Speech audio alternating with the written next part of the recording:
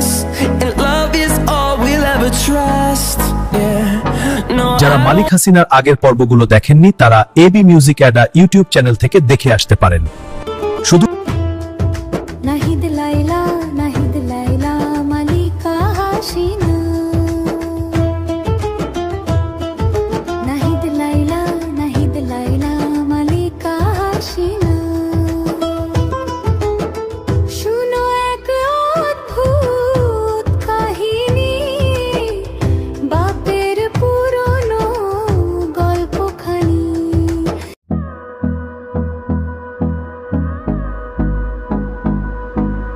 হে আমার গোলামেরা, আমার মন ভালো আজকে, কারণ গোমূত্র রাজা মোদি আমাকে গোবরের জাদু শিখিয়েছেন।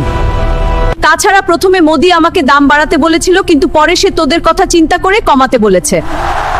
তাই আমিও আজকে সবকিছুর দাম একটু কমালাম, তবে কিছুদিনের মধ্যে আবার দাম বাড়বে। 2014 সালের 5 জানুয়ারি দশম জাতীয় সংসদ নির্বাচনের পর ফেব্রুয়ারি মাসটি ছিল বাংলাদেশের রাজনীতির ইতিহাসে অত্যন্ত উত্তপ্ত ও অস্থিতিশীল একটি সময়। নির্বাচন শেষ হয়েছে, এখন দেশ স্থিতিশীল করতে হবে। বিরোধীরা আন্দোলনের প্রস্তুতি নিচ্ছে, সোশ্যাল মিডিয়া উত্তেজনা বাড়ছে। আমার নিয়ম অনুযায়ী নির্বাচন হয়েছে, গোবরের জাদুর সাহায্যে আমরা চুরি চালিয়ে যাব। এই গদি আমরা মানি না। মানুষ রেগে আছে, অবরোধ শুরু হবে। রাজপথ দখল করো। এই আন্দোলন ইতিহাস গড়বে। হ্যাঁ, কিন্তু গোপনীয়তা চাই। আমরা প্রস্তুত নিশ্চিত করতে হবে। তাহলে শুরু করি। অন্ধকারে বিরোধী দলের ঐতিহাসিক আন্দোলনের পরিকল্পনা হলো।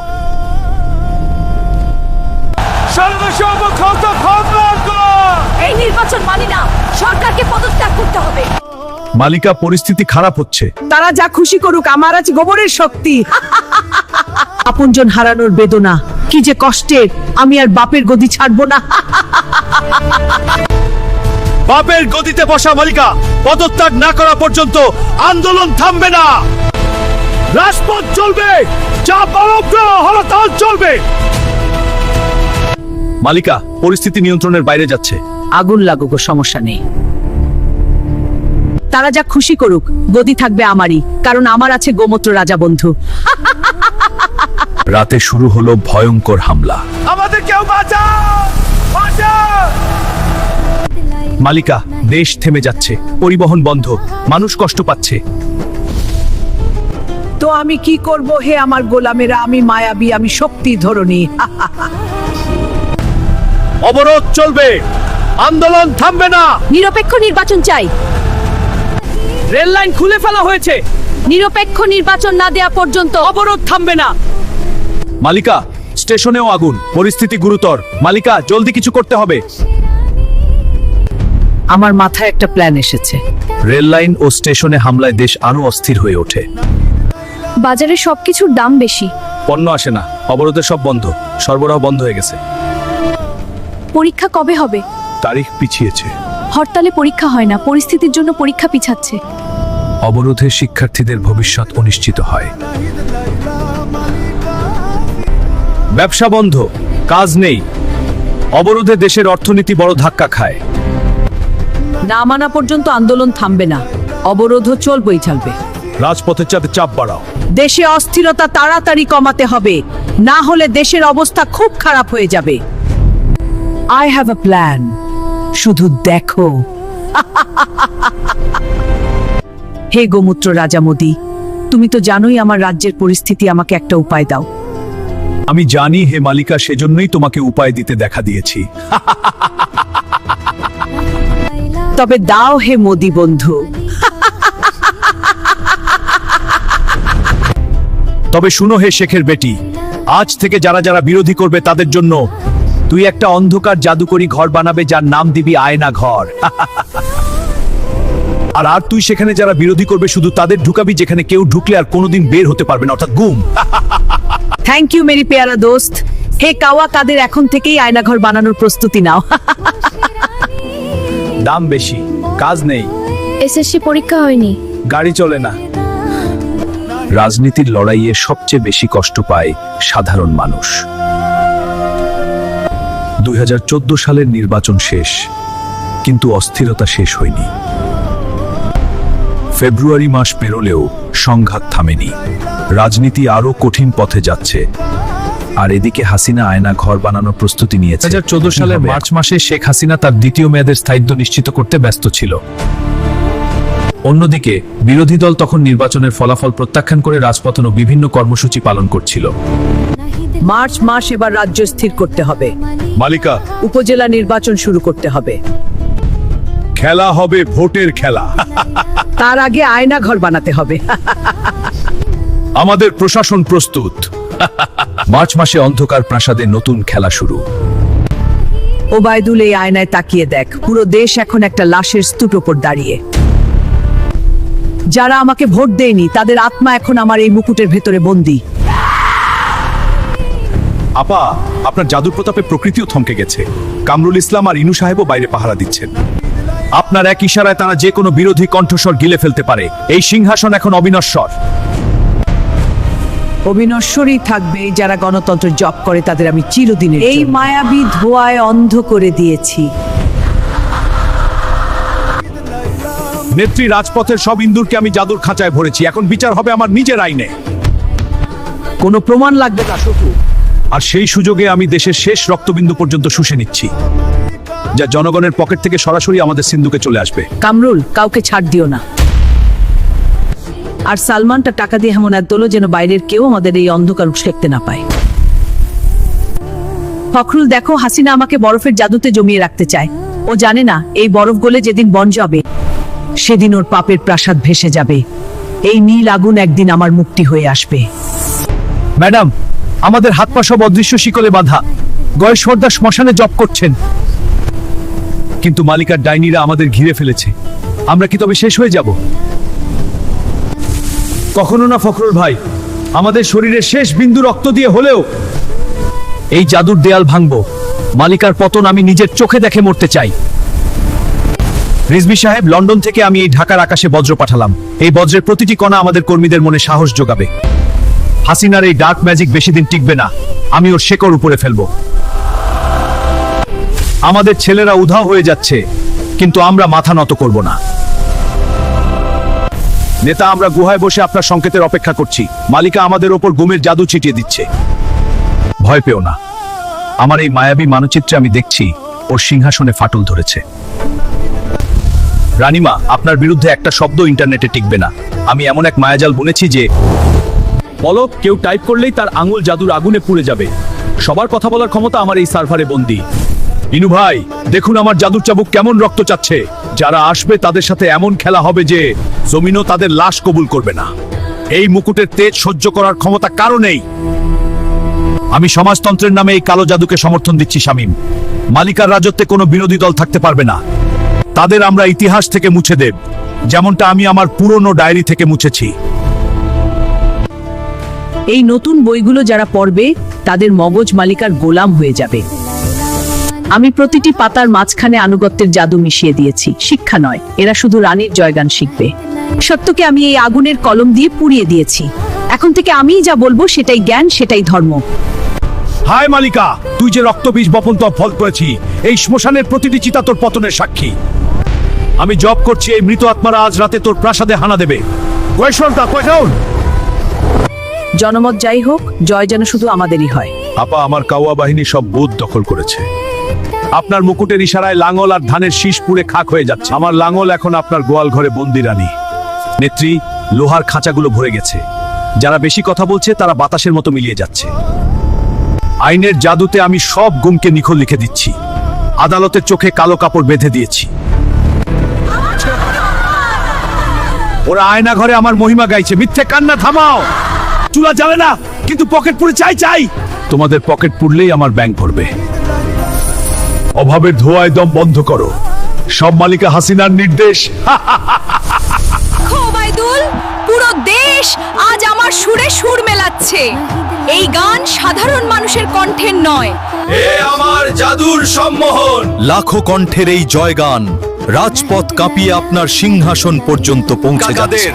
আপনার টেবিল মুকুট আজ দম্ভে জল করছে। আপা, জনগণ, আমরা সুখী, আমরা স্বাধীন। ফখরুল সাহেব, লন্ডনের এই বিশেষ আয়নায় আমি ঢাকার রাজপথে রক্তের দাগ দেখতে পাচ্ছি। নেতা, আমাদের মশালগুলো নিভে আসছে। চারদিকে মালিকার গুপ্তচর আর ডিজিটাল ড্রাগনদের কড়া নজরদারি। জানি ফখরুল, ভয় পাবেন না। সত্যের মশাল একবার জ্বলে উঠলে মালিকার এই কৃত্রিম কালো ধোঁয়া মুহূর্তেই বিলীন হয়ে যাবে। নতুন প্রজন্মকে এমন ভাবে প্রোগ্রাম করছি যেন তারা শুধু আমার দেওয়া নীল স্বপ্ন দেখে।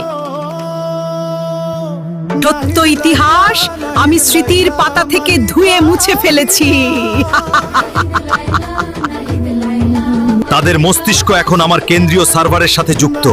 অবাধ্য কোনো চিন্তা করলেই তাদের কপালে তীব্র যন্ত্রণা হবে। মালিকার ডাইনিরা আমার পিছু নিয়েছে, কিন্তু আমি অন্ধকারেও আলোর রেখা ফুটিয়ে তুলব। এই কলমই আজ আমার তলোয়ার। শ্মশানের ছাই দিয়ে আমি আমাদের সুরক্ষা কবচ তৈরি করেছি। চলো আব্বাস ভাই, স্বাধীনতার জন্য শেষ একটি লড়াই লড়ি। এদেশ এখন আমার হাতের তালু। সূর্য উঠবে আমার অনুমতিতে। নেত্রী, রাজপথ এখন আমাদের কাউয়াদের দখলে। কেউ ডানা মেলতে পারবে না। খেলা হবে নারায়ণগঞ্জ থেকে ঢাকা, সবখানে শুধু খেলা হবে। নেত্রী, উন্নয়নের নামে এই লুটপাট চারদিকে অন্ধকার ডেকে আনছে। সুমন, তোমার সত্যের আলো আমার অন্ধকারের সামনে খুব তুচ্ছ।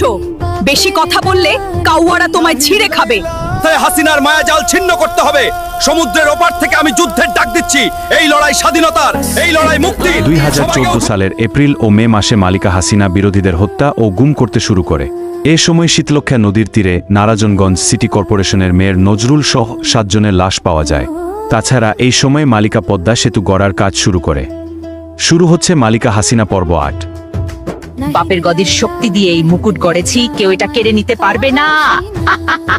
নেত্রী, রাজপথ এখন আমাদের দখলে। শুধু চারদিকে কিছু কাওয়া কাকা করছে। জনগণ বন্দী, এই ডাইনি শক্তি দেশকে নরক বানাচ্ছে। লন্ডন থেকে আমি ঝড়ের সংকেত পাঠাচ্ছি মা, সময় আসন্ন। আমাদের হাজারো কর্মী অন্ধকার কারাকক্ষে পড়ছে, মুক্তি কোথায়? বিশ্ব ব্যাংক টাকা দেনি তো কি হয়েছে, জনগণের টাকায় পদ্মা সেতু বানাবো। জনগণের টাকা চুরি করে নিজের টাকা বলে চালিয়ে দি। আব্বাস ভাই, ভয় পাবেন না। লন্ডনের মাটি থেকে আমি আন্দোলনের আগুন জ্বালবো।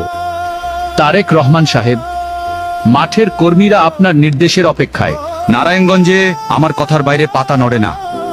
খেলা হবে, তবে রক্ত দিয়ে। যে আমার কথার বাইরে যাবে তার অস্ত্র নজরুলের মতো হবে। শামিম, কোনো প্রমাণ যেন না থাকে। এখানে আমি শেষ। র‍্যাব যখন খুনি হয় আমরা যাব কোথায়? আইন এখন অন্ধ। ব্যাংক তো আমাদেরই, লুট নয়, এটা উন্নয়ন ফি। জনগণ যেন টেরি না পায় কোথায় যাচ্ছে এই টাকা। নেতা, ফেনীর কাটা পরিষ্কার, একরামুর শেষ। এবার থেকে আমাদের গদি আরো অটুট। দলে যারা অবাধ্য হবে তাদের কপালে এই আগুনই জুটবে। এখানে শুধু মালিকা হাসিনা কথাই চলবে। বেসিক ব্যাংক এখন আমাদের সোনার খনি। জনগণের টাকা এখন আমাদের জাদুকরি সম্পদ। ডিজিটাল সিস্টেমে সব সরিয়ে দিচ্ছি, কেউ টেরও পাবে না। হ্যাঁ ম্যাডাম, টাকা ধরছি। টাকা ধরো, কিন্তু উন্নয়নের ব্যাপার আছে। জনগণের টাকায় পদ্মা সেতু করব, কিন্তু জনগণকে বলবো আমার টাকায়। ঠিক আছে ম্যাডাম। ভারতের সাথে চিটমহল চুক্তি আমাদের কূটনৈতিক বিজয় হিসেবে দেখাতে হবে। দিল্লির গোমূত্র রাজা মোদি খুশি থাকলে আমার গদি কেউ নাড়াতে পারবে না। সীমান্তের ওপার থেকে সমর্থন নিশ্চিত। এখন দেশ আমাদের দখলে। ঠিক বলেছ কাউয়া কাদের।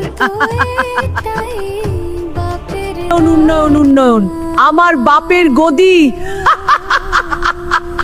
সুজন হারানো বেদনা কি, যে কষ্টে রাহা হে। মেধা দিয়ে লাভ নেই, যাদের রক্তে জয় বাংলা তারাই চেয়ার পাবে।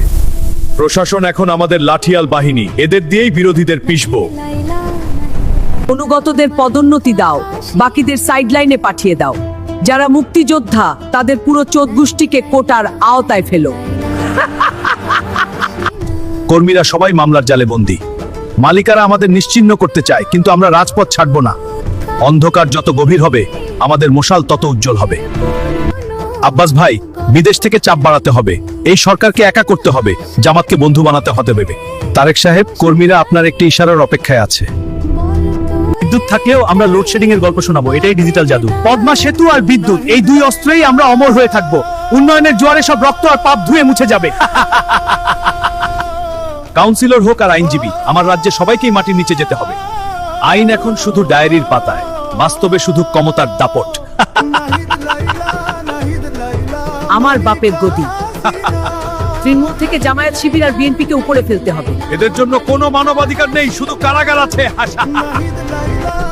মালিকা হাসিনা, মালিকা হাসিনা, আমি জনগণ থেকে উন্নয়ন নিয়ে এসেছি। তুমি তো আমার আসল গোলাম, হে কাউয়া কাদের।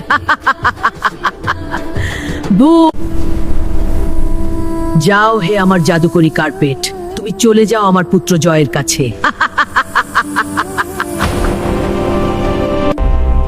কাশেম ভাই এবং কাদের মোল্লা ভাই, আমাদের তো ফাঁসির রায় হয়ে গেল, মিথ্যা ফাঁসি।